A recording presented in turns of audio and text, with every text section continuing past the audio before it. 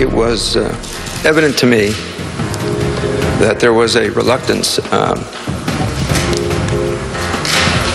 to tell parents and loved ones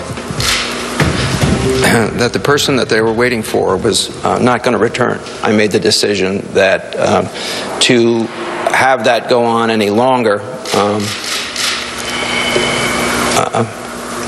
was wrong. So I did it.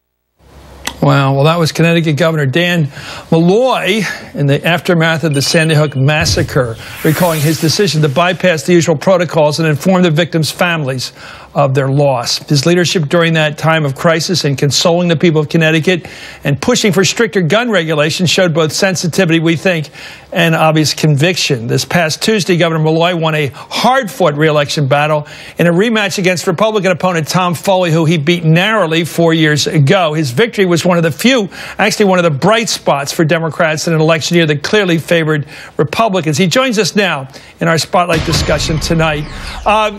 Governor, I was rooting for you privately. I don't know if you could feel it up there, but I think you're a good, decent guy, and I just wondered why you had a tough fight. What was it all about up there in Connecticut, which is a very well-educated state? People all read the newspaper. They know what's going on.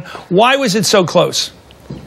Well, you got to remember that Connecticut actually tends to elect Republican governors. I was the first Democratic governor in 20 years. I won by a landslide of 6,400 votes. And then I had to do some really tough things. I had to raise revenue. I had to renegotiate contracts. I had to trim some services.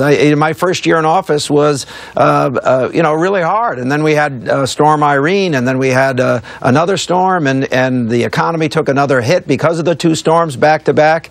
It was a tough couple of years, and so Republicans tagged me as the guy who raised everybody's taxes, and in fact I had to raise the revenue. I never ran away from that. We just knew that in the context of a campaign, if we actually explained why we did certain things and that we're making progress. I've seen a 32% drop in murders in my state since I came into office. High school graduation rates are up. Not a single firefighter, policeman, or teacher in the state of Connecticut was laid off because I shifted our state burden to local communities. And in that context, I was able to get a gigantic win of 3 points.